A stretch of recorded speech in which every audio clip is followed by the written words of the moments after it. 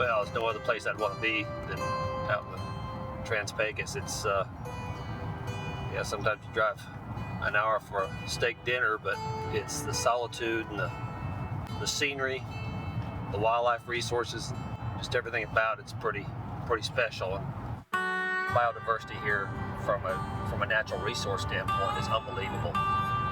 It's wild, it's untamed, it's the last frontier. It took millions of years for it to look the way it does, but I think we all know that it can take a very short amount of time to change it drastically. Respect Big Ben's job is to make sure that those that live out here and appreciate this country have a voice. Energy development hasn't always been done that way, but it can.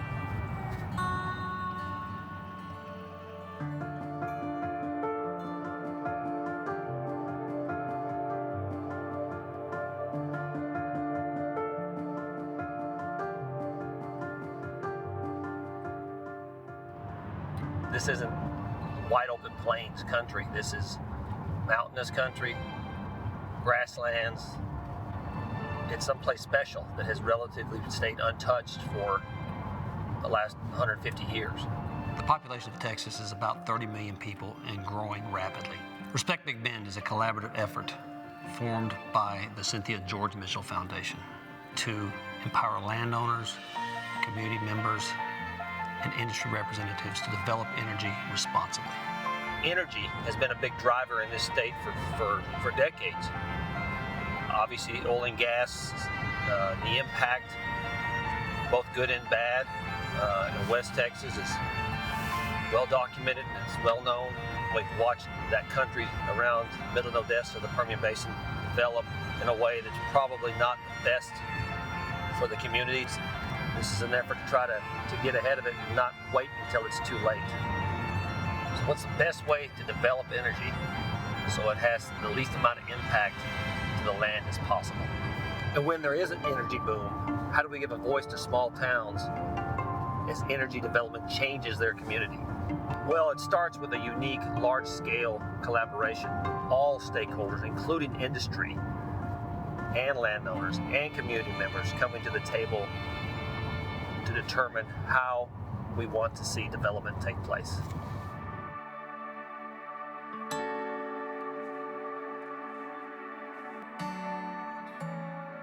We're heading out now to visit with a good friend of mine, Craig Carter. Craig is one of many very important voices on our Stakeholder Advisory Group.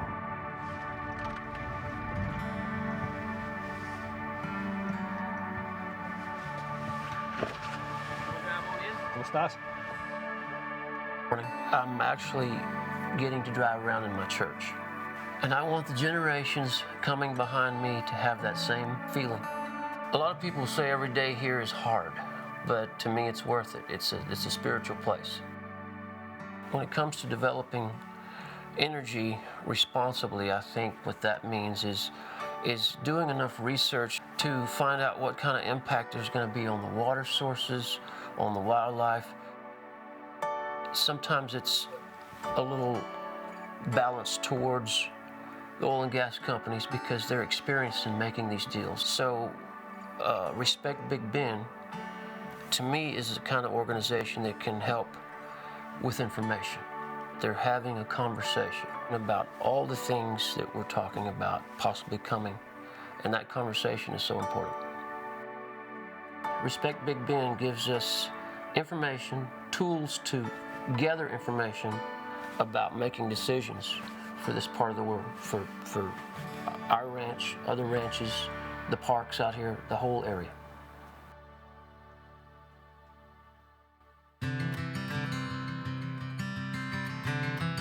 We're back in Alpine now, headed to go meet with Brewster County Judge Elazar Cano,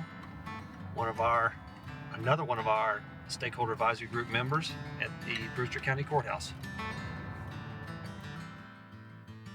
Nobody out here is opposed to growth or progress. We all look forward to it and we all want it to happen in a responsible manner. Oil and gas companies, solar, wind power, they're not the enemies. Our job is to make sure it's done in a responsible manner. Collaborating proactively is a win-win for everybody. We all come in with different skill sets, but we have the common goal of preserving what we have. And that is what Respect Big Bend's all about. We need people like Respect Big Bend helping landowners make decisions, find out the information we need. It's going to make an impact on generations to come. There is a balance that can be achieved. It can work for everybody.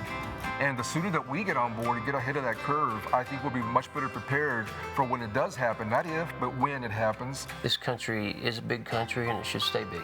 We just have to always be responsible to try to be a good steward of what we have.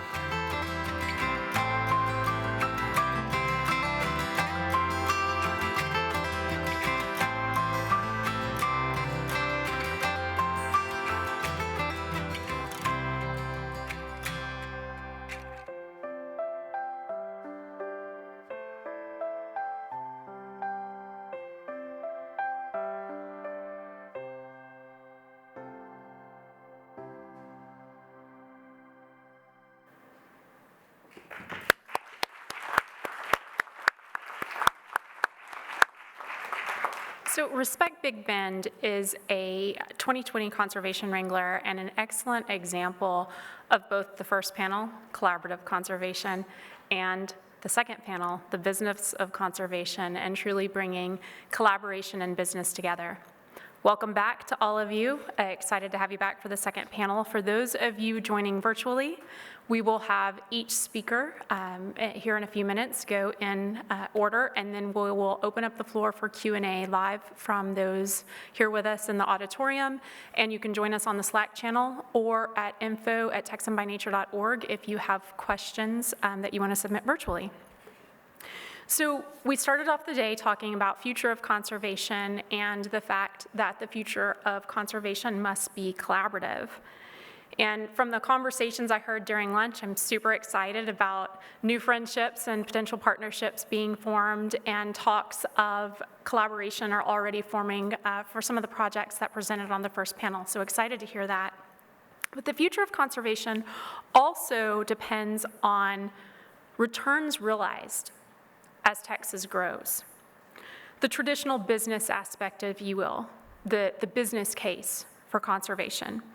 Texas is home to 7 of the 15 fastest growing cities in the United States. The Texas population has increased over 48% in the last decade alone. Pairing mass urbanization with the fact that less than 1% of Texans are landowners results in a diminished connection between nature and people in many cases. As Texas develops, it's critical that conservation and business work together to create spaces, practices, and leaders that will care for our natural resources and economy and health for generations to come. It's critical that we work together to frame, to fund, and to execute broad-reaching conservation programs and projects. And the first step in this is realizing the business aspect of this conservation. In our work with conservation partners, we often hear there's a lack of time, a lack of expertise, a lack of resources, a lack of data, a lack of standardization, to take an approach to show the business metrics for what they're doing. And it's frustrating. From our industry partners, we hear there is, again, the word frustrating, frustratingly little data and a lack of standardized framing necessary to make the case to get involved in on-the-ground conservation. Whether it's water quality and quantity, carbon capture and sequestration, air quality, or a myriad of other benefits, successful projects are showing that there is a business side to conservation. And this panel provides best-in-class examples and a 360 view of that. We'll hear from on-the-ground conservation, we'll hear from industry, and we'll hear from a framework today. So I'm excited that we have Jenny Sanders from the Texas Longleaf team. She's the Texas Longleaf coordinator.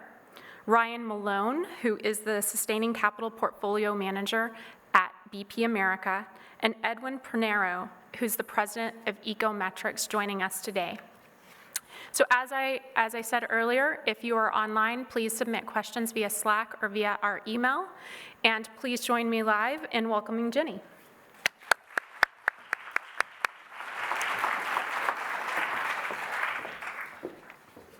Thank you, Joni.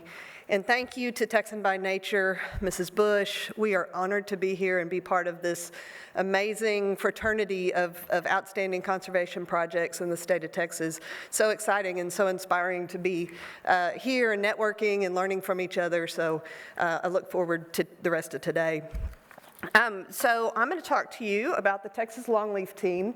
We'll start out by talking about the history and importance of the longleaf ecosystem in Texas and throughout the range, and then the role that the Texas Longleaf team plays as the western edge of a range-wide restoration effort throughout the Southeast. And then talk about this business case for conservation, both from a landowner perspective, the people that would actually be doing the restoration, and then also the potential for corporate investment in longleaf restoration in Texas. We'll talk about some of the challenges we're encountering and then the opportunities and advancements we're making towards addressing those challenges.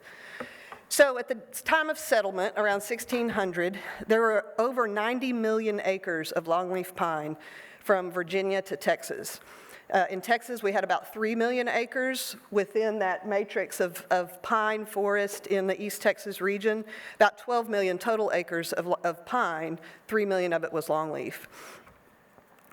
And early Southeast Texans found sustenance in these forests. There was an abundance of game, deer, turkey, raccoon, squirrel, and then they later built their local economies out of the valuable forest products, obviously lumber, but also tar, pitch, turpentine, products we call naval stores, like this gentleman's collecting, that were derived from the resin from pine trees. We even were able to graze cattle back in that time in the longleaf forest. And if you're familiar at all with the East Texas forest land now, you know that's not an option in almost all of the forest land.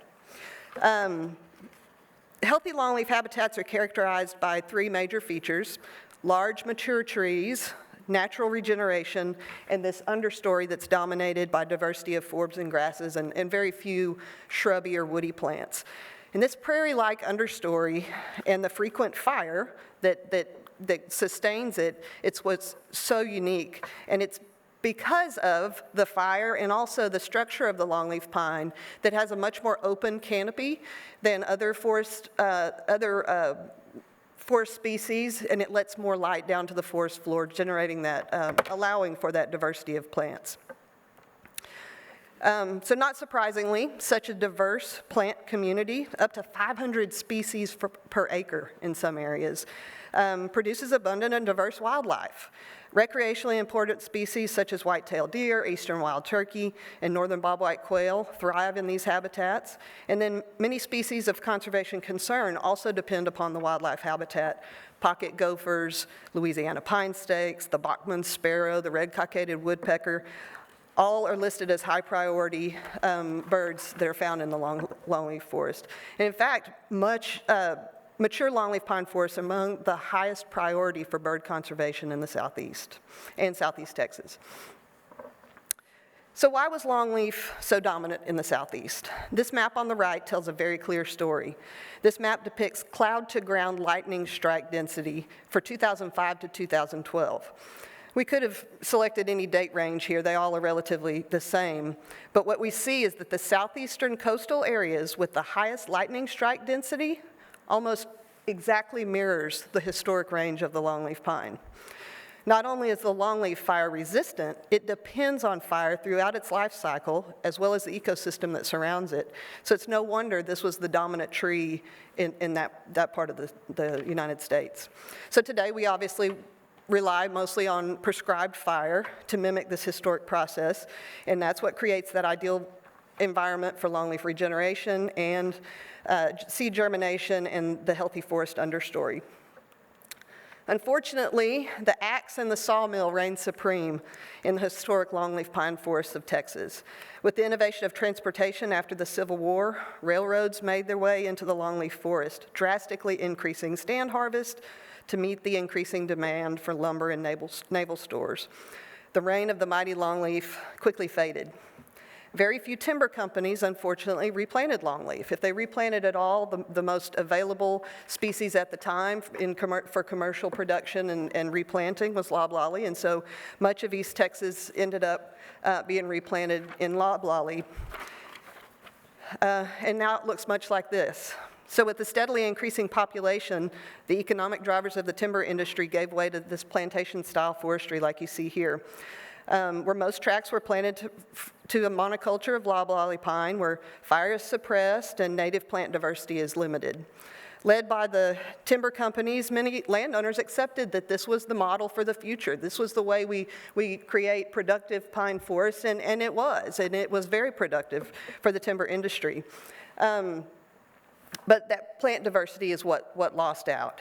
And it just really devastated that longleaf pine landscape.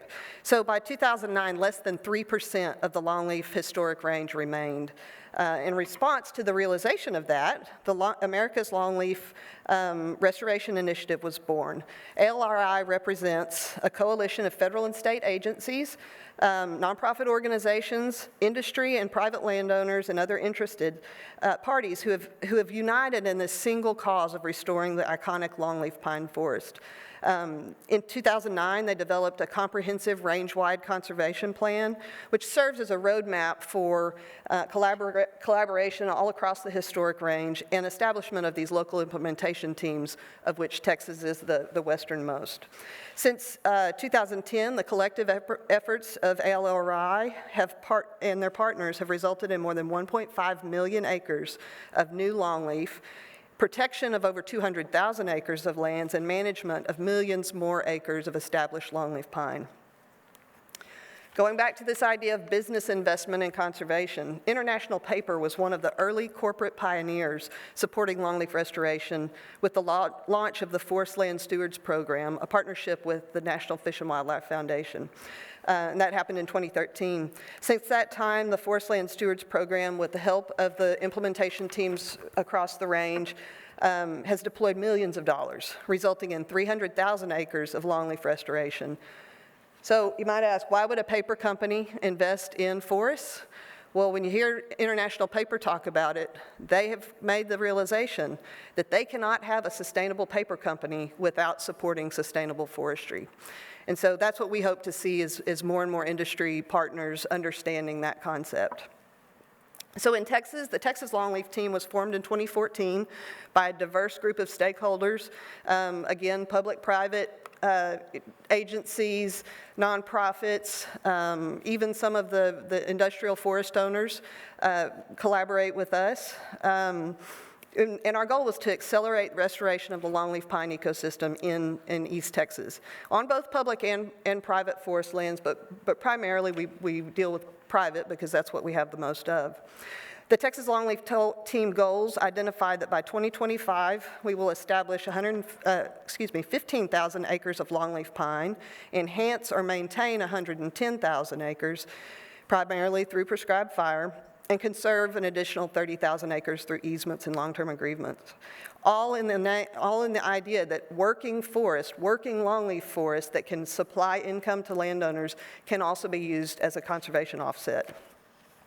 In order to do this and accelerate the restoration on private lands, the Longleaf team currently works to connect landowners with funding, education, and technical assistance for planting and management practices to benefit the longleaf pine. Clearly, restoration efforts are not an if you build it, they will come proposition. While we know that the contemporary Texas landowner is much different in their objectives and their driving factors for owning land, we still need to make that business case to them. Many landowners are very much focused on recreational benefits of their land, and wildlife, ecosystem, legacy are top drivers for their management decisions, but they still have a budget and it still needs to make financial sense. And luckily for us, it does. Longleaf is more resistant to wildfire, we talked about that, but also drought, wind events, pests. It's the tree that was supposed to be in this ecosystem. It's more resilient to the nature of the ecosystem. Longleaf Longleaf is known to produce great quality timber. This is a load of poles. Longleaf makes great poles, and those bring great money to landowners. It's a durable wood. It's got a beautiful appearance. Many old homes, you'll see Longleaf floors, hardwood floors. But the most important thing is that the Longleaf forest is a multi-use forest, and what I say is it keeps on giving for generations. Once established, Longleaf will regenerate naturally, creating this multi-age forest that can be selectively harvested over time and generate income while still maintaining that ecosystem underneath. We don't have to go in and clear cut like a plantation-style loblolly is done. So increasingly, our team has made both the business and the values case to Longleaf in the landowner community. Since 2014, our team has partnered with NIFWIF through that Forest Land Stewards program that I mentioned previously to provide $1.2 million in cost share funds to landowners for longleaf restoration and management. That's a quarter of the way to our goal for a third of the way to our goal for planting and just under a quarter of the way to the goal for maintenance activities. Here's where the problem comes in. Here's where our needs are. Increasingly, we have more interest from landowners to do these practices than we have investment to be able to give out in the form of cost share. It's a big investment to convert a forested system from loblolly to longleaf. And so we need to diversify our funding. We need more funding to get this work done. So our solution is to encourage corporate investment in the longleaf ecosystem. But how? We made the business case to landowners, but can we make that case that longleaf restoration can be a valuable part of a company's social responsibility efforts? Can longleaf restoration give corporations that so-called license, social license to operate in East Texas? Our analysis says yes. We'll see if you agree. So let's first look at carbon. We know that working forests in general are excellent at sequestering and storing carbon. We know that young, fast-growing trees sequester carbon quickly. Older growth forests store carbon for long periods of time until they're harvested. This graph from the USDA illustrates that even under that production forestry timber model of plant, walk away, harvest, replant, a working forest creates a net positive when it comes to carbon storage and sequestration, especially when you consider below-ground carbon storage and carbon relocation in the form of forest products that are put into buildings later. That carbon is still stored even though it's in a wall of a building and not in a forest. One can only then surmise that what we know about the longleaf ecosystem is that the longleaf forest, which is characterized by that diversity of age classes of the forest, so you've got those fast-growing trees and the older growth trees, that diverse understory, and that selective harvest over time, so you're never going back to this ground zero and clear-cutting and replanting, that could only lead to more and more efficient carbon sequestration and storage. And the research is coming, but we need more research to quantify those benefits. And that below-ground carbon is a big story as well. The root system of native vegetation that is managed with fire not only promotes storage of below-ground carbon, but it also promotes soil health and more effectively filters water and promotes infiltration. Production forestry is much like any other agriculture, what you see on the left-hand side, the right-hand side over there. Quick-growing trees don't invest as much in root development. But on the other side, where we have a slower-growing tree and we have this herbaceous understory, we have huge, highly developed root systems in that soil that encourages microbial activity and has water benefits as well as that carbon storage. And so, again, very encouraging from a carbon standpoint and a water standpoint for the longleaf forest. And this has been documented by Samuelson et al. That in 2014, that this significant presence of below-ground carbon in the longleaf forest. They additionally said by clear-cutting a forest and not maintaining that natural below-ground ecosystem, you are missing out on almost half of the carbon stock you could be accumulating and gaining valuable offsets for. Again, a great case for the longleaf ecosystem as opposed to production forestry. So let's look at a second major quantifiable benefit of the longleaf ecosystem, water. Healthy, managed longleaf ecosystems provide natural filtration of precipitation, stormwater runoff, resulting in cleaner water reaching communities. This natural filtration lowers treatment costs and enables utilities to avoid building or upgrading expensive treatment infrastructure, which keeps water more affordable for the customers. The map on the right illustrates the overlap of EPA source water protection areas with the historic longleaf range. Restoration of longleaf could be critical to promoting water quality and quantity for the communities in East Texas. So why would a corporation invest in longleaf pine ecosystem restoration? Because we believe that an investment in longleaf has the greatest potential for the most impact on the widest range of values to the environment, society at large, rural economies, and local communities than any other investment. An investment in longleaf is an investment in a sustainable East Texas. So now that we've established that longleaf makes good business sense for corporations, our team, with the support of Texan by Nature, has embarked upon a mapping effort to identify corporate interests in our priority areas that we can begin to outreach to. In 2020, our team collaborated with partners on an extensive priority mapping effort to develop the highest priority geographic areas for restoration. Inputs included the historic range of longleaf soils data, anchor sites where we know longleaf exists, and partner priorities for open pine management. The map on the left represents the results of that effort. The brightest red colors are the highest priority for us for longleaf restoration.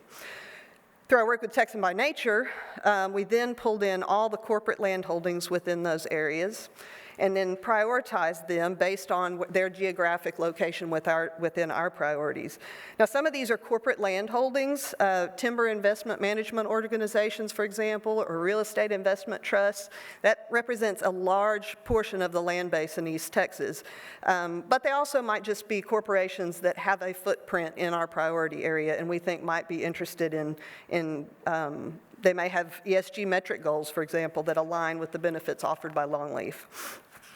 We then identified pipelines and other energy right-of-ways that intersect our priority areas, and similarly assigned priority to them. Our next step is develop an outreach strategy for the associated companies and begin seeking that corporate engagement. I'm thinking there could be people in this room that know about some of these companies and who their ownerships are and what their goals might be. And if your company is one of these red or orange areas, we would love to talk to you. If you're here and interested in partnering on longleaf pine or watching online, please seek me out. If not, you'll be hearing from me soon, I'm sure. But we would love to work with you. So the upshot is this. Land stewards, forest land stewards, make sacrifices every day to promote ecosystem health and support the society that depends on clean air, clean water, and healthy wildlife populations. Their contributions are great. You all know this. But we also know that in many cases their budgets are small. We have a spot on our team for anyone who's interested in partnering with us to help these landowners do what we all depend on to have a healthy Texas. So I hope you will consider joining in with us. Thank you very much.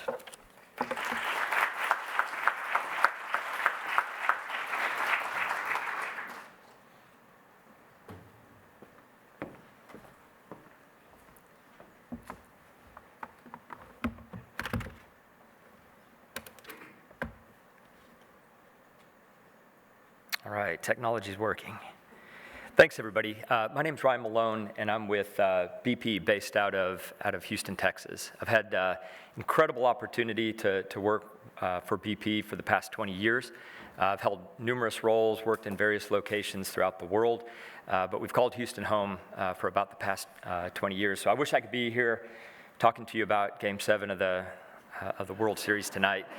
It's not going to happen. I got to bed early last night, so that was great. And we've always got the Dallas Cowboys. there's a ton of Houston, Dallas Cowboys fans the past few seasons, so that shouldn't be a surprise to some of us. I think this is so great. I've really enjoyed the conversations to date. I love the video that kicked off this session, where you can talk about oil, you can talk about gas, you can talk about energy, ranching, agriculture, all in the same sentence, like we did as Texans 50 years ago, but we're doing it in such a different way. And largely, I think what Joni and her organization have built, it is the model for how we're going to move forward in sustainable change, whether it's utilizing the land in a different way, forming partnerships between businesses and conservation groups. This is at the heart of how we're going to make that transition a reality. And I think for me, it's super important. I'm a Texan. I love this state, and I feel really strongly about preserving the culture, the history, the natural resources of the state, and doing so in a really responsible way. I'm also an outdoorsman. I love to hunt. I love to fish. Anything outdoors, my family and I really enjoy doing, and my family and I still ranch on the far eastern side of West Texas for cattle, sheep, and goats. So we do everything possible that we can, not only to make a living from the land, but to also preserve the natural grasses. We're constantly battling invasive brush that takes away from some of that. It's a real challenge. But I do think that type of dichotomy is exactly the type of partnership and the type of struggle that we're going to face in making this transition going forward. I'm a Baylor Bear, so I'm not quite sure how I feel about a bunch of horned frogs running around the property, but I'm willing to give it a go for the good of the state. And likewise, I think I saw Ryan up there. You're more than welcome to all the prickly pear and mesquite you want. You don't even have to replace it. We'll take a 20% cut of the liquor and we'll call it a deal. I do barter. Love it, love it. So it's a really tall task, what we're here to talk about today. How you utilize the resources, not only of just Texas, but the world that we're using in a sustainable way going forward. But I do think Texans are up for it. The case in point was made to me about a year ago relative to the pace of the transition. In my previous role, I was the head of developments for BP's Gulf of Mexico and Canada business, but I was also asked to be the chief transformation officer of that business and take a look at how BP was positioning itself going forward in a pace and a period of rapid transition. So I was attending a leadership seminar with an individual named John Coyle. He's an Olympic gold medalist. He's a Tour de France winner. And he had a lot of insight relative to how companies position themselves and what the leadership model is going forward. There were a lot of aha moments for me during that leadership seminar over a couple days, but the biggest one that I took away from that is when he said, "Your slowest day is today." And I think that really stuck with me from the perspective of going forward, transformation is going to be inevitable. There's going to be more interconnectivity, more artificial intelligence, more digital, faster pace, more fake news, social networking. There will never be less than what we have today. Today is your slowest day. So how do you prepare yourself, your family, and your company for a rapidly transforming world? And I think that's the challenge that many of us in this room are facing right now. BP has had to face the nature of the pace of transformation. And in February of 2022, last year, we announced its new purpose, and that is to reimagine energy for people and our planet. To change at that scale and magnitude, we knew that would require reinventing our company from the inside out after operating in a way for more than 100 years. We also laid out a new ambition to reach net zero by 2050 or sooner, and most importantly, to help the world do the same. As part of this reinvention, we've also undertaken a new strategy. It seems subtle in terms, but it's really big. How do you go from an international oil company, an IOC, to an integrated energy company, an IEC, which delivers solutions and energy solutions for its customers around the world? It's a big task ahead, but we're already achieving measurable results, and we'll see more this decade. Now, we've already reduced our carbon footprint in every aspect of our global business, from emissions to the potential for capturing carbon. We are going to draw down our oil and gas production by 40%. We're scaling up renewables in critical sectors, and we're investing in low carbon opportunities. We've spent a lot of time listening to what people had to say about BP and its future, and it's probably not that much different from what other industries, both in energy and outside, are hearing from people who have a stake in those industries. And the reality is we learned we had to change, but we want to change because the world right now is on an unsustainable path. It doesn't matter what side of the spectrum you're on regarding the transition and the energy transition, change is inevitable. And how you position your company and the partnerships and advocacy that you have going forward is going to be critical.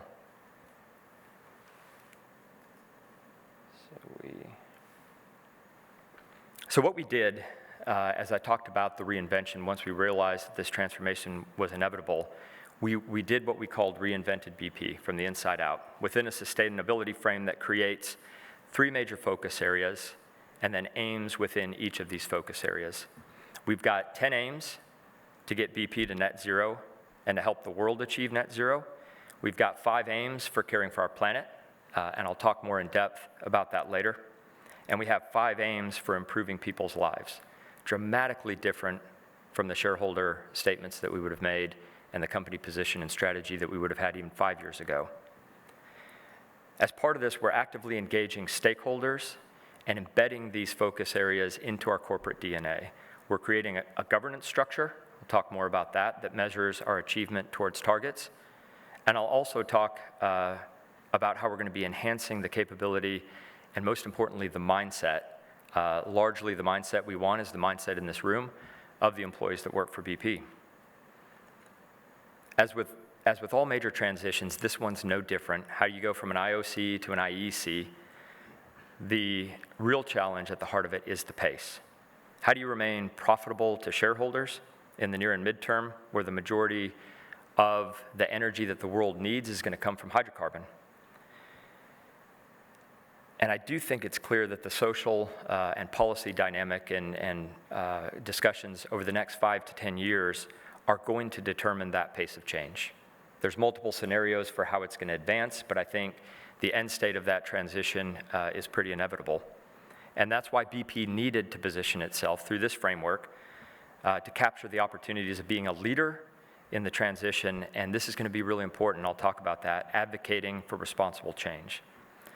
So how do we transition, and what's our progress to date?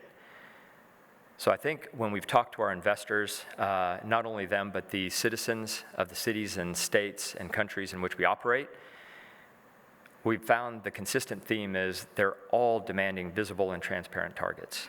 And they're also expecting a governance framework that makes achievement of these targets transparent. So number one, you need targets, and you need a governance structure that makes sure you're on pace to deliver on those targets. And 2, this is really important, we were talking about this before the session kicked off amongst the panel, you need an engine for change.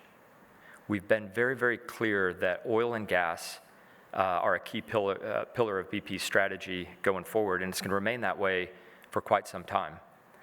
It is, for us, the engine that drives the transition, and will provide the cash flow needed to fund BP's transition into that IEC, or integrated energy company. Now, having said all that, we're definitely not holding back on what we're doing today.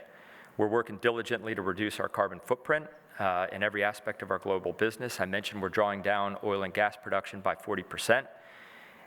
And the key part of our hydrocarbon business is focusing on the high margin barrels and in the areas that we know best. We're running the best oil and gas business possible, not the biggest. It's a big distinction right there. BP is focusing on value, not volume, to create that engine that helps us on that transition over the next few years and decades. So we have the engine room to propel that transition. We have targets established, which I'll talk about soon.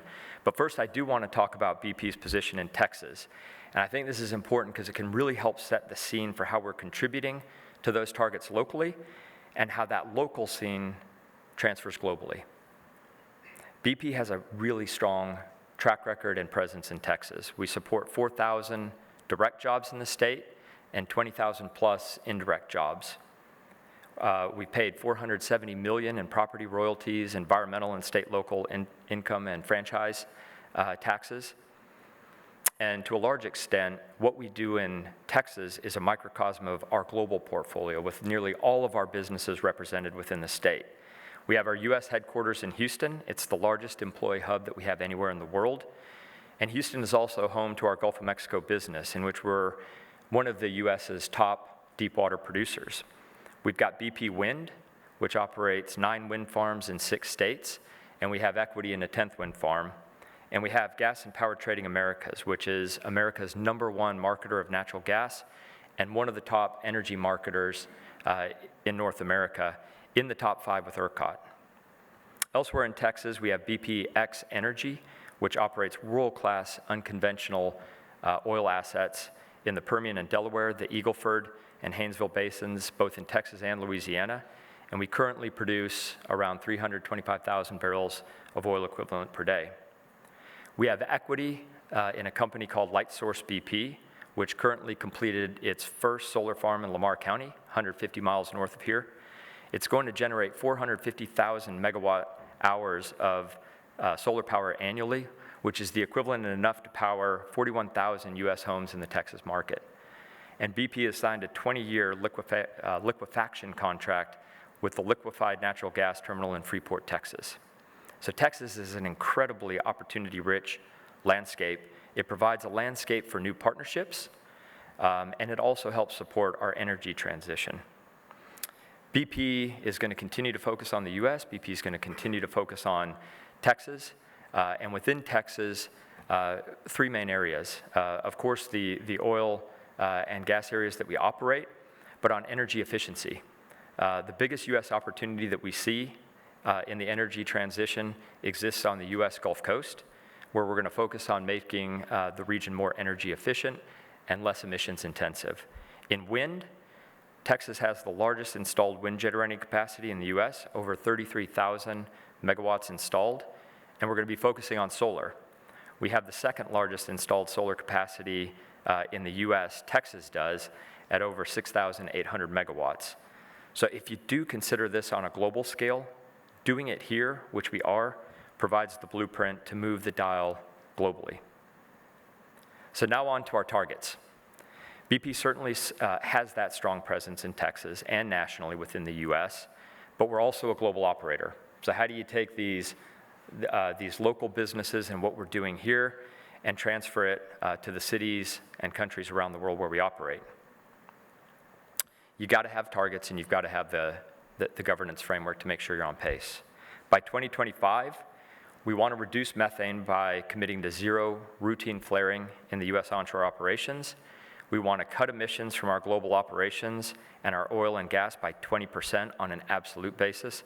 And we want to build 20 gigawatts of renewable energy, up from 2.5 gigawatts in 2020. By 2030, we want to cut our oil and gas production against a 2019 baseline by greater than 40%, and we want to realize a 10 times increase in low carbon investments in areas like wind, solar, hydrogen, that's going to create 50 gigawatts of renewable power. And this is what I really find inspiring about this and what I think is applicable to this room. We want to build partnerships with 10 to 15 cities and 3 core industries globally. It's a big reposition of the company. I think the framework that we've put together encompassing these is different, but we're already seeing results from that, and we're already in action on quite a bit. But you're not going to achieve them at scale without something that we've termed as a core part of our strategy called advocacy. We were very purposeful in putting that as a central pillar of the overall strategy.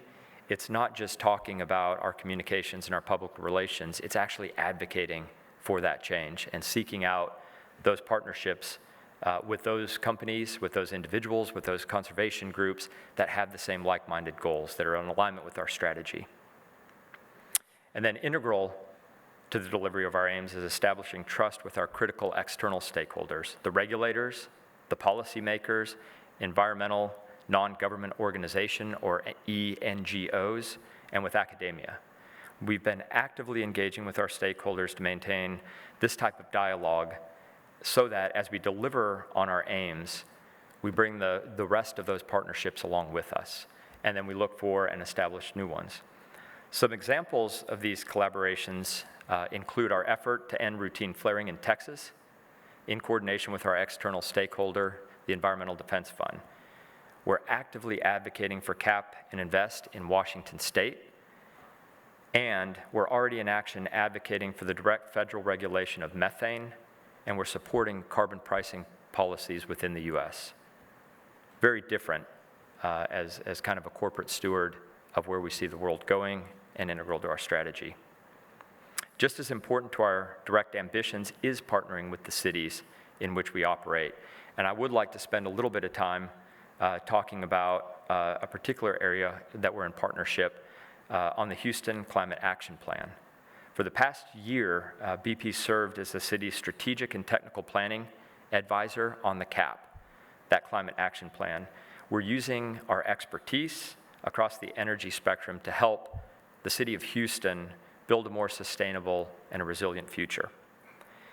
Together, it's early days, but we've already made real progress. I want to talk to you about EV charging hubs, Greentown Labs, Sunnyside Energy Llc, though I could list a couple more, but those are the ones paramount to what we're doing. On the EV charging hubs, we're enabling transport electrification with support from the city and working with Uber to jointly develop and install high-speed EV charging hubs with the goal of providing fast charging for both ride-hailing and public EV users.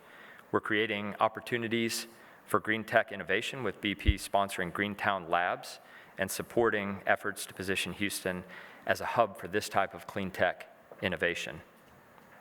And we're helping to bring renewables to the heart of the city with BP and Lightsource BP, providing technical and regulatory support to something called Sunnyside Energy Llc in converting the closed landfill in Sunnyside into a solar farm. Sunnyside is a public-private partnership to convert the 240-acre closed landfill in Sunnyside into the largest brownfield solar installation in the nation. It's a strong example of how the city of Houston is working to find innovative public-private solutions to address historic environmental justice concerns, climate change, and economic development in some of these underserved communities. It's anchored by a 50-megawatt ballasted solar array that'll generate enough renewable power to power 5,000 homes and offset 120 million pounds of CO2 each year. While we're encouraged by the progress to date, and again, it's early days, we're by no means satisfied. More work remains, more ideas are needed, and more partners are required at the table to see the transition at this type of scale. So the global energy transition presents an opportunity for Houston to develop and implement strategies that'll help the planet while also improving the quality of lives for Texans. And I'm really proud to say that within the city that I live, BP's taken this as the first opportunity amongst the 10 to 15 other cities that we want a partnership with globally. And moving forward, we'll also be looking to advocate for and partner accordingly to advance our Protect the Planet aims. I'll skip.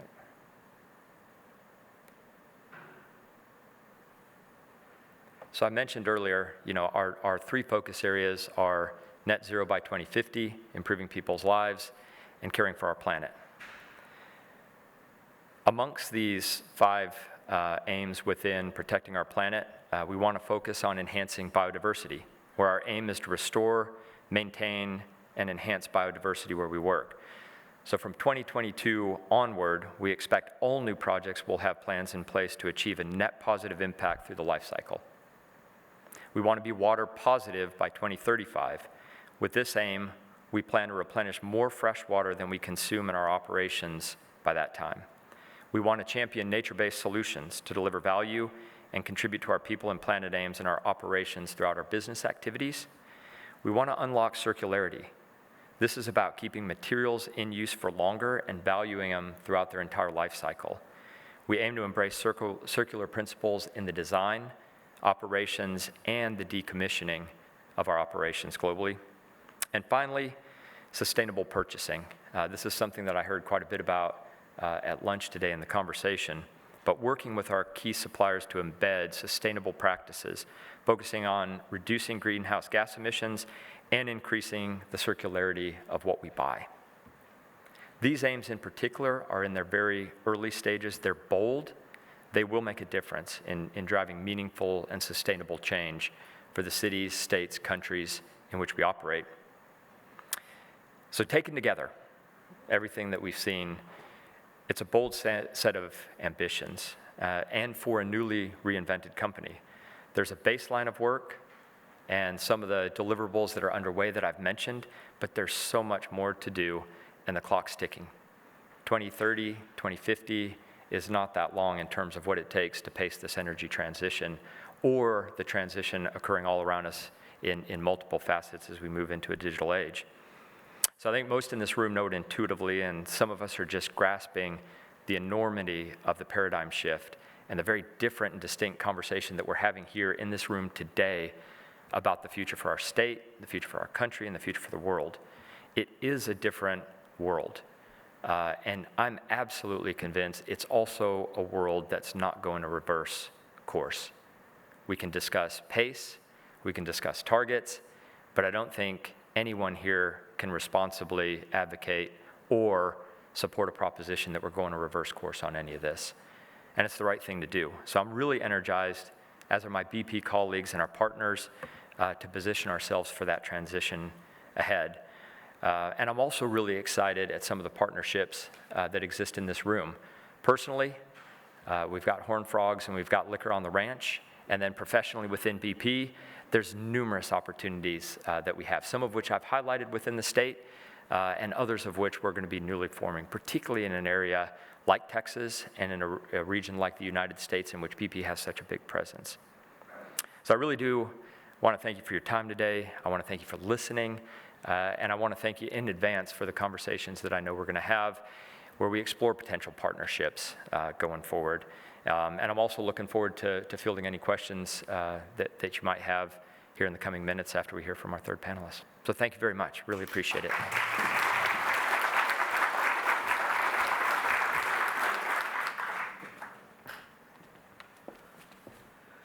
Well, good afternoon, everyone. My name's Ed Pinero, and I'm the president of Ecometrics.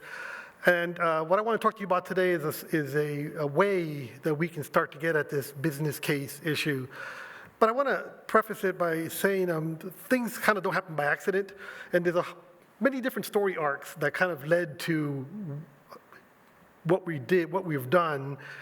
And it's very interesting that we're talking about it here, in this place, and now in this time.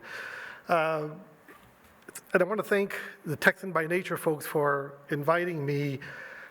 I've only known the group for a few months, actually. I don't think it was in 2021 when I got to meet the group.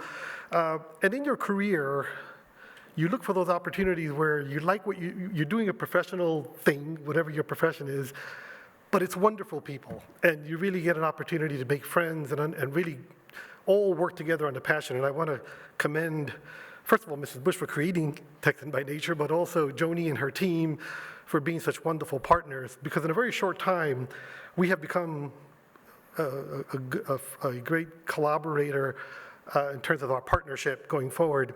The other thing that I think is kind of unique about being here is I also had the honor to work for President Bush back in his administration. And I remember being here for the groundbreaking of this facility when it was nothing but mud and wooden panels laying out in the yard. And then I came back for the opening of the facility, and it was beautiful and new. Came back a few years later for an alumni picnic that we had out back, and we really started to see the natural area out back really starting to mature. So being able to follow that history and connecting it with everything that we're doing here is been quite an interesting thing. So as I go through and talk to you about this methodology, I don't want to turn it into a horribly boring, wonky methodology description. So let me tell you about what we do and why we do it in the context of these stories. It's the green button, kind of that way, right? So, all right, there we go. Okay, so unlike a lot of the things that we heard earlier today, Ecometrics is a methodology. We calculate. In other words, we figure things out. So we apply it to other projects. So all the kinds of projects that you've heard about today are kind of examples of how we can do the analysis. But fundamentally, and when I say I don't want to get into the boring methodology, is how we do this is complex and very integrated. Love to talk to you about it at your leisure. But in general, what we're doing with Ecometrics is we're really trying to capture the full value of a project in the context of all of the co-benefits, environmental, economic, and social. And we have to do this in a way that is credible and transparent and reproducible.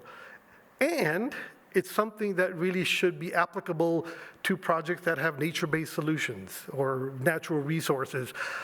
We could theoretically apply this to a green building or to a factory, but that's not really its initial intent.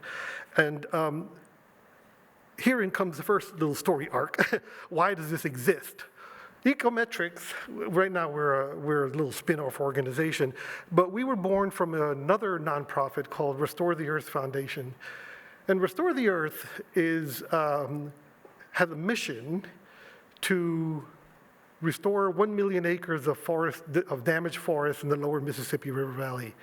So that's their mission. And that's called landscape scale restoration, if you've ever heard that term.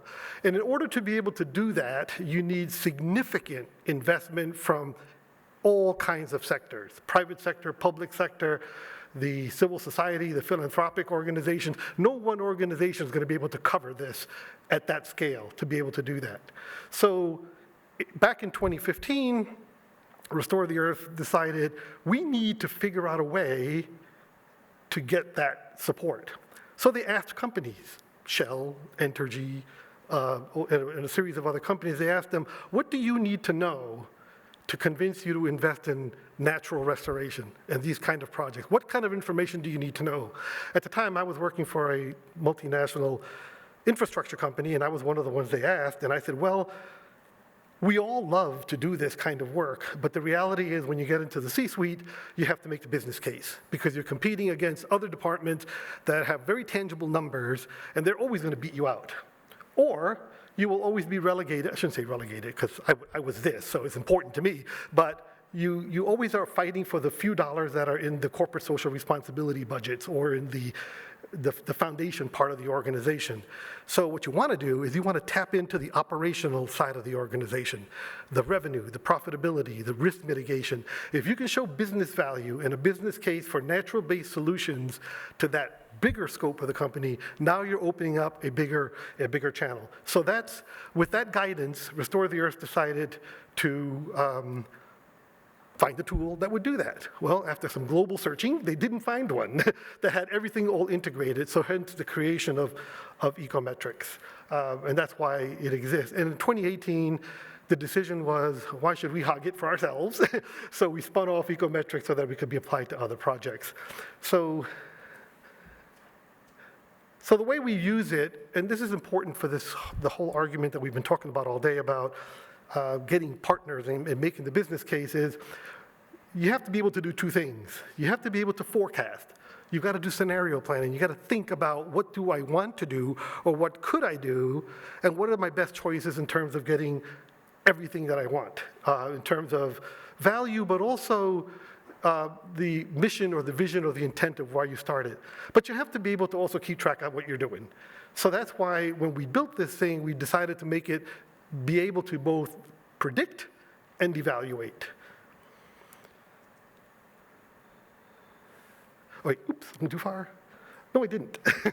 At its most fundamental, Ecometrics identifies, quantifies, and values benefits.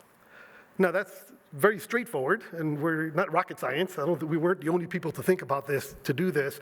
The challenge with this is, in many cases, you can identify a benefit, especially social benefits, and those kind of benefits are easier to identify, but that's as far as you can get. Or you can go as far and quantify and say, yes, a benefit of this project is carbon sequestration, and I can tell you how many tons of carbon I'm going to sequester. It gets a little bit harder when you want to value that. Now, for carbon, it's a little bit easier because we have per ton cost. But what about social value? What about community resilience? What about the sense of well-being in a community or community pride? What about educational value that carries through from youth through adulthood and into career? So what about those values, and how do you monetize those? It gets more and more complicated. And then the other extreme of this is you do it all, but for one or two benefits, and you miss everything else that happens. One of the great things about nature is it is incredibly efficient and incredibly effective. So almost everything you do that has a nature-based solution is going to have multiple benefits that fit in many different categories. So that's why you have the ability to get that big picture is to be able to do that. So this is a very wordy slide to say two simple things. This ability to value has two primary purposes. There's a business, the financial value. Can I make the business case? What is the return on investment? What am I going to get for the investment? And it doesn't have to be $1 back in my bank account. It could be value created for someone else, but what value am I creating? What is literally the bang for the buck? The other category is storytelling. These projects not only bring value, but they bring value in a very unique, very engaging, cross-sectoral, multi-stakeholder way. And to not be able to tell that story, you miss an opportunity to be able to really get people to rally around what you're trying to do. So this information has helped both sides, the very mechanical financial side, but also the storytelling side.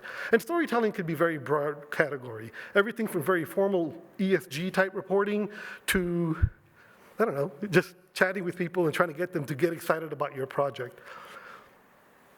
So let me give you a quick example of a case of this. And I want to show you this Pointe-aux-Chenes wildlife management area along the Louisiana coast. Now, the reason I picked this project is twofold. One, the information's in the public domain, so I can show it to you. But the other thing is, this is another story arc that comes together. So I mentioned the creation of Ecometrics back in 2015. Go back 10 more years to 2005. One of the things I did when I was with President Bush was I co-chaired the Executive Order on Cooperative Conservation. And the way we kicked that off, in 2005, we had a conference in St. Louis where we brought together 1,100 people, and they were from all walks of life. We had the Secretary of the Department of Defense, we had others in the government, at municipal, state, federal level. We had ranchers from Nebraska, we had fishermen from Alaska, so on and so forth. Tons of people, it was a great event. Two people that were at that conference, who I did not meet for another 10 years, were the marshals who created Restore the Earth Foundation. And they were retired, they were real estate tycoons who retired, and this conference inspired them to want to do something around conservation and environmental nature-based resources. So Monday morning, when the conference opens, is the morning that the levees were breached in New Orleans, when Katrina. So the marshal said, not only do we want to do something around conservation, but we want to restore those forests that were destroyed as part of that hurricane. A lot of people, and understandably so, the human and property impact of that hurricane are legendary. What people don't know, it was one of the single largest forest destruction disasters in the history of the US. So that kicked off this project, which in turn kicked off Ecometrics in order to be able to make the business case for them to be able to do this work. Because we're talking about 1 million acres of commitment, starting off with this 4,000 acre tract that sits southwest of New Orleans. And they had to get people to come in to want to participate. The funny thing about this particular case also is that there were lots of public dollars available as part of the Coastal Restoration Initiative, but you have to have private dollars first in order to get the public sector match. So even though there was a pile of money, so to speak, on the public sector side, couldn't touch it unless you got the buy-in and the support of the private sector. So that was the big driver behind this. So let me show you two very different slides. This is the financial side, very wonky, very typical financial reporting, but it's important to point out that when you do this kind of analysis, you can actually get into very specific return on investment and financial discussions. So now you can hold your own against discussions where they're trying to pull on money to get, to be able to do something else. So this way you can start to talk and negotiate on an even playing field with other kinds of projects that may not have a nature-based solution. The other thing to take away from this is that because nature is so efficient and so effective, the return on investment is astronomical if you do the math and figure out what it is. The other thing I wanted to show you is the storytelling part of this. So this is the same information in a different context. This is about the stakeholders, about the affected communities, about the people who are party to the project. One of the things that's very important to Ecometrics is stakeholder engagement. We don't do this in a black box. We don't do this in a room somewhere. We do have to support it with information collection and research, but the biggest part of this is talking to people. What is important to the community? Why would this project fit here? Why would we want to do this? Why should I let you participate in this? Why should I let you come into our community and do this kind of project? So getting that kind of a stakeholder engagement is important, and then in return, we can then communicate back in very tangible terms, this is what that project is going to do for the community. So let me close. So that was Point of Shen. So that was the beginning of the Ecometrics story and the Restore the Earth Foundation story. Fast forward to this September of 2021. Thanks to Joni and her team, we got connected with the people at headwaters of the canal down in New Braunfels. And I don't know how many of you, if you're local, if you're from Texas, I'm sure you know about it. If you don't, make sure you do. It is one of the most important places east of the west of the Mississippi, but also definitely for Texas.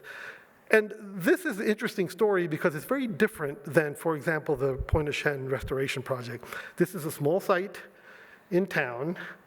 It used to be an old water and electrical utility property, a garage that they moved out of. However, they have a water extraction point there, and it turns out that this spring, which feeds the Comal, this is where it starts, is one of the most important springs in Texas, if not throughout most of the country, in terms of its value, its importance. Part of the work that was done there was an archaeological study that uncovered that people were collecting around the spring for using it at least 8,000 years ago in terms of what they were able to find around this community. So this project embarked on this mission to preserve that area and turn it into an opportunity for the community to rally around and to become a real center of education. But as much as that does, that's not their primary end vision. The end vision is people come here, they experience, they learn, and then they take it elsewhere. And they take these ideas home. They take these ideas to their home organization. And that's one of the other values of this kind of work, and that is replication, transferability.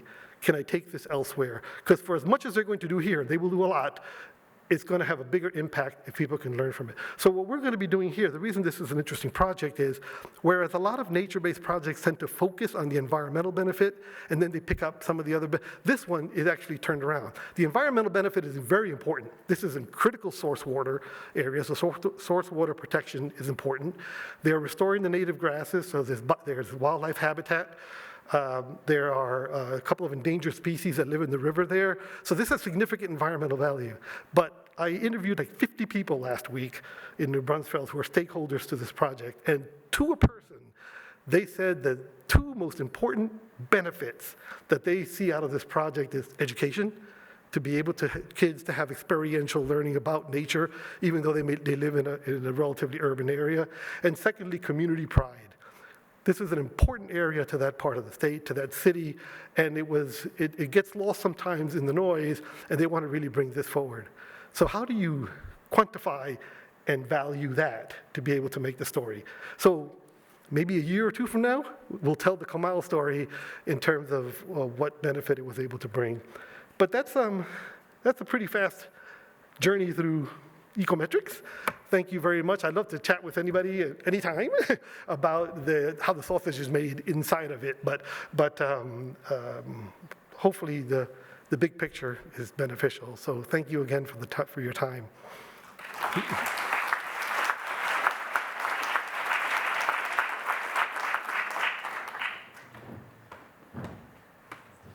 Thank you, Jenny, Ryan, and Ed. At this time, we'll open up for questions. If you would, raise your hand if you do have a question.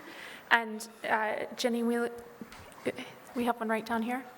And if you are online, if you would submit questions via the Slack channel or at info@texanbynature.org. And I'm sorry, I keep on squinting into the lights. This is for Ed. Ed, one of the things that in this kind of transition period where the Army Corps, HUD, FEMA, other federal agencies, now the state, are really trying to look at doing projects beyond just measuring the hydrological, the certain kind of mitigation. Can you talk a little bit, because some of the numbers that you came up with are pretty phenomenal on the cost-benefit analysis that ultimately says we're getting a greater return with nature-based than just the application of concrete and rebar only as a solution for whether it's flood mitigation, resilience, or sustainability. Can you talk a little bit to that? Yeah, so when you look at when you try to do the cost-benefit analysis, it's very easy to look at linear dollars in, dollars out. And what happens is you miss these other benefits and opportunities. Part of it is because the focus of the project and or maybe the group that's working on it may not have necessarily that breadth. So you have to go into these wanting to know this broad set of benefits. You know, it's interesting with, from the standpoint you mentioned about like flood control or whatever, is because the ability to manage that with nature-based solutions is actually more cost-effective and actually more effective overall. But we don't think that way. We think big walls, big concrete walls, diversions, and so on and so forth. One of the reasons we had so much investment in that Pointe Nochen project was, especially from industry, was we can't build walls tall enough to keep these kind of storms out. But if we extend that coastline out by restoration, that's going to buy us some significant dampening of flooding. Louisiana loses a football field size of land every 70 minutes to erosion. So you're not going to be able to wall the city in. So this is why, but when the challenge becomes, if your project decision-making process is purely based on lowest cost, or lowest cost relative to, to what comes out of it, you always get stuck into a tunnel vision. And this is why this ability to step back and say, okay, I know this is what it's going to cost, but this is really the benefit that's going to come to the community. I don't know if I answered your question. It was a very long-winded non-answer, but I think that's the point. Hi, my name is Jeff with the Native Prairies Association of Texas, and I have a question for Ryan. First, I want to thank you and BP for your assertive pivot towards renewable energy. You mentioned Texas's leadership in wind and now aggressive development of solar. So my question is, how can we as conservation partners work with you and other corporations that are trying to do the right thing to keep solar farm development off of productive farmland and remnant native grasslands and only on already degraded lands? Because there's been some heartbreaking project announcements recently in North Texas. Yeah, fantastic question. The engagement opportunity, and I hope by mentioning, the advocacy portion of what we do, getting out there to understand what are the issues, within each county. And when you look at this at a global scale, Texas is different from other states, and the U.S. is different from other countries in which we operate. And so at this stage, I think in the very early stages, how we pivot to understand those local issues and where's the right place to develop. You'd think from a corporate perspective, solar is good for solar, not for Texas if in certain areas, good for Texas if in other areas. So it's almost a cheap way to say that the ongoing dialogue, is the way to do that, because we're learning as we go. But I do think, one, recognizing in this room, as we do today, bringing conservation groups and businesses together is a symbiotic relationship, not an adversarial if-then, is the first place to start. So I think the realization of that enables the conversation that then takes place, going forward. And we do have an advocacy organization, not just in the U.S., but in the state of Texas, that is actively listening for how we position and recognizing your point exactly. Solar for solar's sake can be really good if done in the right way in the environment that you operate with. So, if there's a way, or I can talk with you offline, how in particular to get you in touch with the right people within our advocacy organization, I think it's that conversation and that type of connection that's going to move the dial. Thank you, Ryan. And to add on to that, is Billy Tarrant still in the room? There he is. Yeah, in answer to that question, Respect Big Bend, whose video you saw earlier, is actually working on a tool, and you may be aware, it is focused in West Texas right now, but doing exactly what you asked about as far as surveying the land, looking at the area where it's of greatest conservation value, and working with industry to make sure that solar or wind development happens in places that are degraded and not of the greatest conservation value. But anybody interested in that, I do encourage you to talk more with Billy Tarrant, with Taylor Keys at Texan by Nature. We've been working with Respect Big Bend on that project as well. Go ahead. Yeah, thanks, Joni. Yeah, I could say that's kind of the elephant in the room when it comes to development of renewables. It's something I think a lot of people in here have dealt with, is the fact that it has a large land impact, and it doesn't always occur in areas that we'd like to see it occur. And to Joni's point, we've developed a tool through this effort that not only conservation value, but also social values, view sheds that are important for tourism and for the things that we value in West Texas. And it does show that we have a lot of opportunity when we look at projections for renewable development in West Texas. It's huge, both wind and solar, but we have a lot of country that has been already degraded or is a low value. The question is, how do we engage the folks that make decisions? And I do think that BP, in the direction you're going, which I applaud, I think we all do, that type of leadership and showing that you're willing to make that effort and stand it out there can make a big impact. Because we've seen it, whether it's wind development in playas and the Panhandle, anywhere in this state, we're seeing more and more renewables development done in a way that's not compatible with conservation. And I appreciate you, and I think we can probably engage some offline as well. That's great. Thank you. Hi, Sarah Schlesinger with the Texas Water Foundation again. Another question for BP. Thank you for sharing your framework. I was particularly interested in AIM 17 being water positive by 2035. I wondered if you could tell me a little bit more about what that means, and then maybe as a follow-on question, whether advocacy is going to play a part of that process. Yeah, great. I'm a bit, as is BP, arguably talking about that, particularly in terms of the way we're able to, maybe compared to the way we're able to talk about net zero, with a lot of maybe tangible benefits to what we're doing in the space of methane and carbon capture.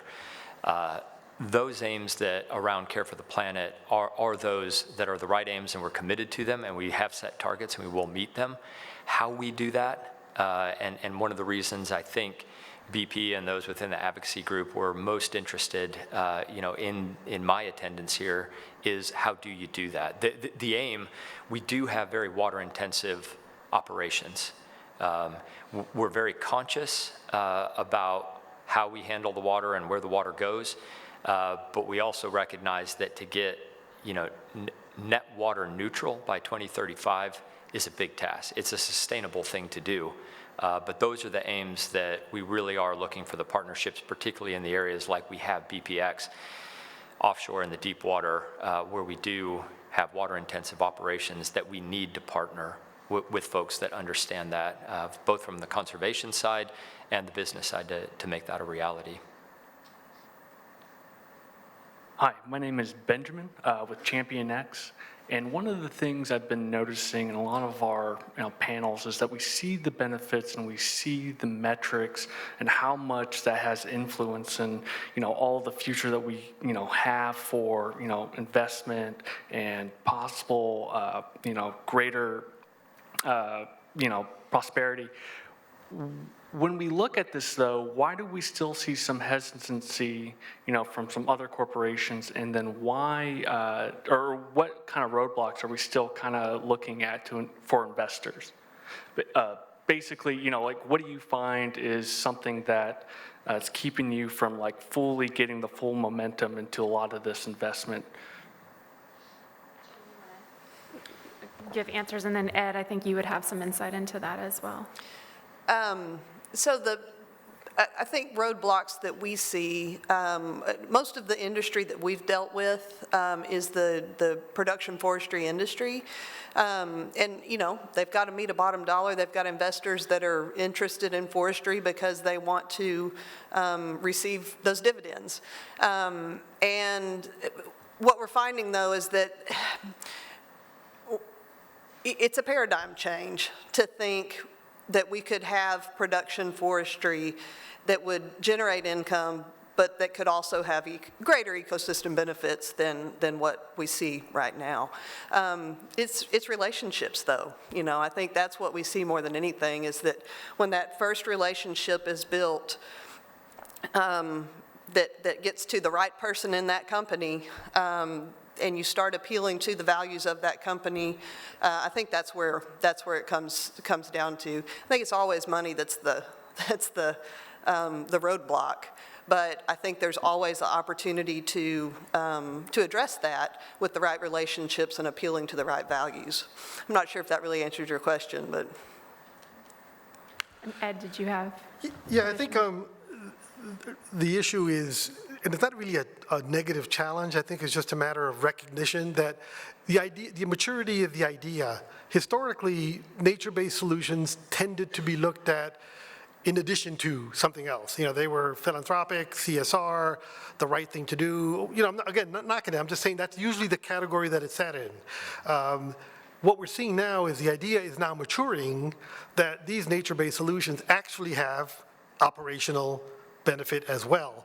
So what's happening now is we're seeing this transition to recognize those benefits in those discussions with that part of the organization. We refer to Ecometrics as kind of the Rosetta Stone of nature-based talk into CFO talk so that you can be in the same context. The other thing is a psychological barrier to wanting to put a dollar amount or think about nature in those kind of terms, because you almost feel like you're cheapening it. But if you're going to ask for money, you have to talk money. So the ability to translate these nature-based solutions into financial terms is going to be how we're going to facilitate this. So I'm confident, I'm a Pollyanna optimist, so I see this issue that you've raised, which is very valid.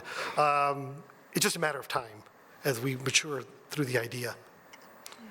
And to build on that maturity piece and the relationship piece that Jenny mentioned, we certainly here at Texan by Nature, through all of our conservation wrangler projects and our partner projects, and through our industry partners as well, a couple of key things. Standardization of data and resources is a big one, because some groups are using a source that the other group hasn't heard of. Standardization of vocabulary, and really just trusted sources as well. And I think we're doing work with all of our partners to try to drive some standard terms, standard use of data, et cetera, that'll make it easier for industry to utilize the business cases that are coming forward. Hello, I'm Ed Novi from the Alamo Group. This question is either for Ryan or Ed, or maybe both. We're a manufacturer of heavy equipment here in Texas, and we've been trying to develop that roadmap to get us to net zero. We're able to deal with scope 1 emissions because that's our own, scope 2, that's the utilities, but what's really scaring us is our supply chain that falls under scope 3. In particular, we know for us to get to that net zero, steel is going to have to become carbon free. what are your insights? Where do you see us being able to come up with nature-based solutions or any other type of means that we can properly take care of these emissions that we're going to be, a lot of our listed companies are going to be directed to start taking care of? You want to go first? No, I have a comment. I'll wait. Yeah, okay. No, it's a great question, and I think I would just support what Ed said in the previous answer to the previous question, in which, you know, what does it take companies to change? Because I think when those that purchase goods or that enter into contracts for goods and services make that change, so too does the supply chain when you start to value it from that perspective. So when I mentioned sustainable purchasing as an aim, it's alive and well within BP right now because we've chosen to reinvent the company around aims that do place sustainability at the forefront. So when Ed mentions it will change, it will. The pace of that depends on, of course, shareholder pressure. It depends on what industry you're in. It depends on where you fall on the spectrum of the energy transition.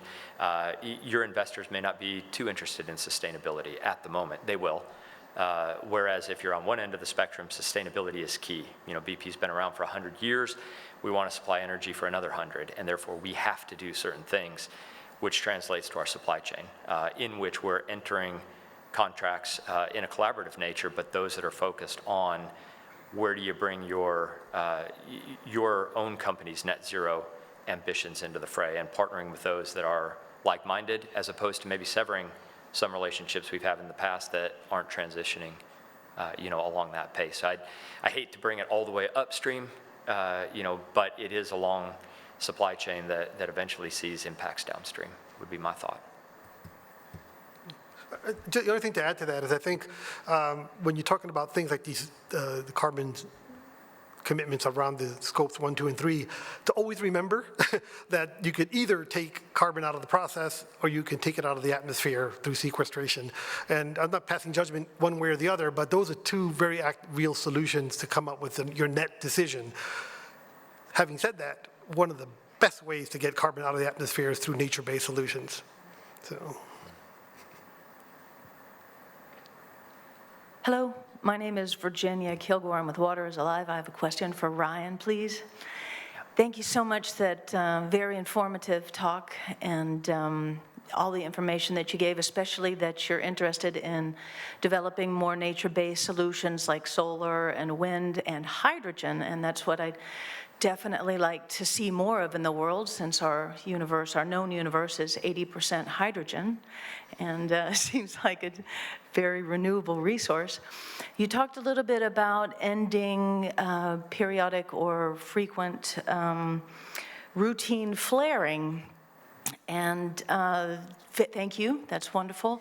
As I understand hydrogen, most of those flares are hydrogen, and much of that, of course, is other gases, including methane, and methane is also fairly the easiest way to make hydrogen if we're producing hydrogen here on the surface of the planet.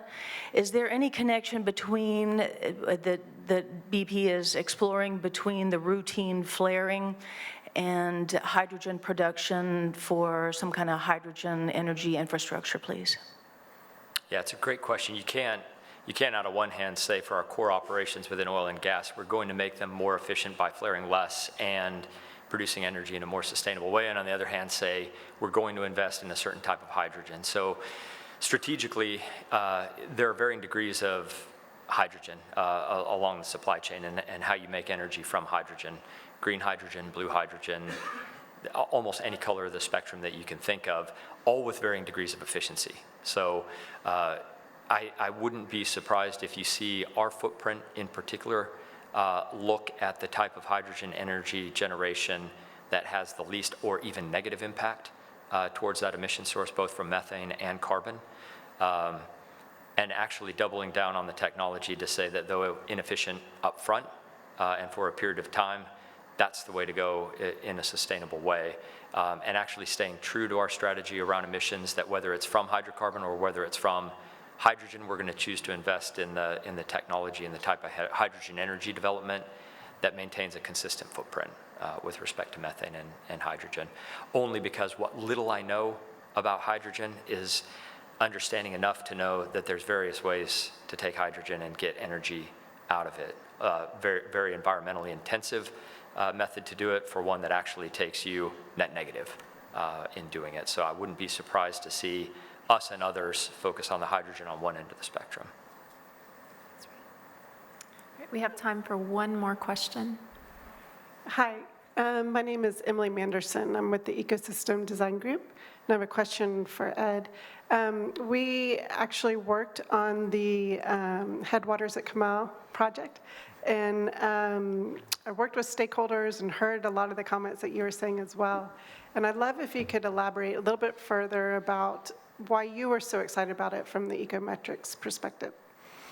Well, I think, first of all, it's wonderful people in a wonderful place. But I think that what makes me most excited with this particular methodology is the ability to really showcase the socioeconomic aspect of it and the ability to map that back to the stakeholder and be able to show this is their perception of this is what they thought would be a benefit or what they kind of expect, and this is the kind of the validation in a way of that, assuming that the math works out. But I think that's really what the connection was. And by the way, that was great stakeholder engagement you did in leading up to that project, because it's been a real good source of information for us. Thank you. We're going to take 30 seconds from each of you, and I just want to get a final thought from each panelist as we close this panel. What is the one thing that you want the audience to go away and do differently when it comes to evaluating or proving the value of the conservation work that's going on in Texas and around the world? Jenny, do you want to kick it off?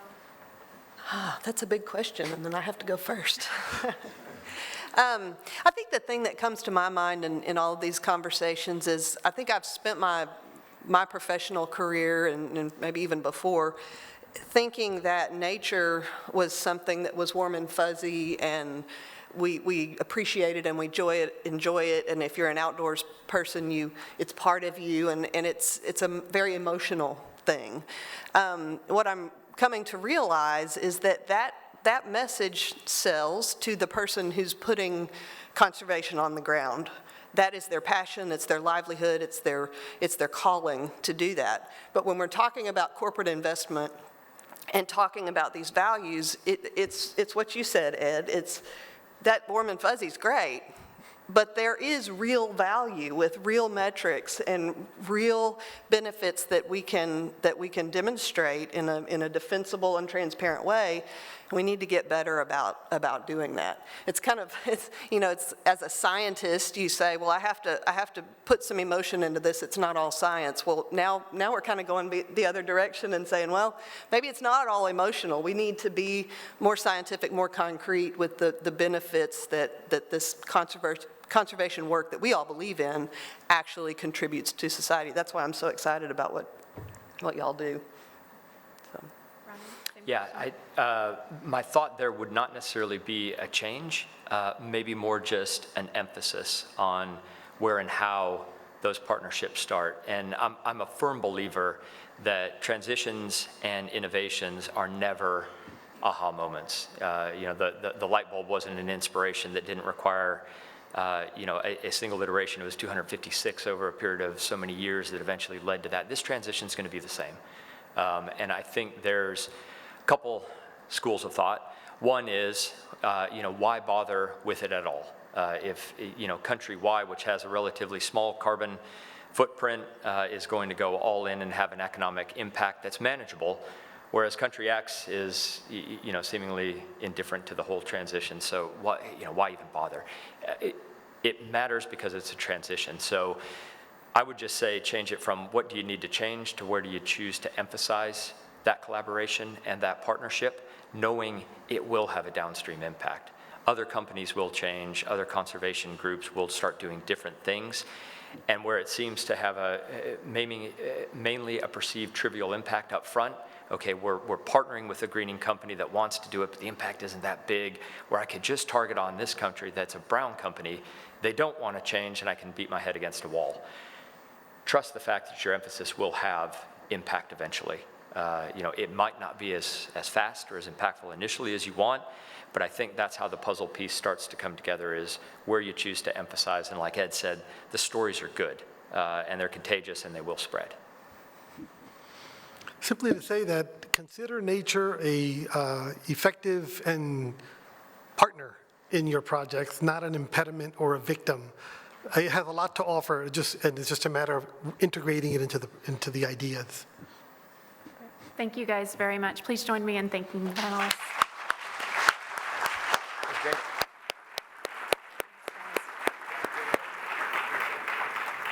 So thank you very much for the questions. We are going to take a break. We'll come back at 2:30. So there are refreshments out in the main area. So come back in at 2:30. For those watching virtually, engage via Slack or info@texanbynature.org and join us back at 2:30.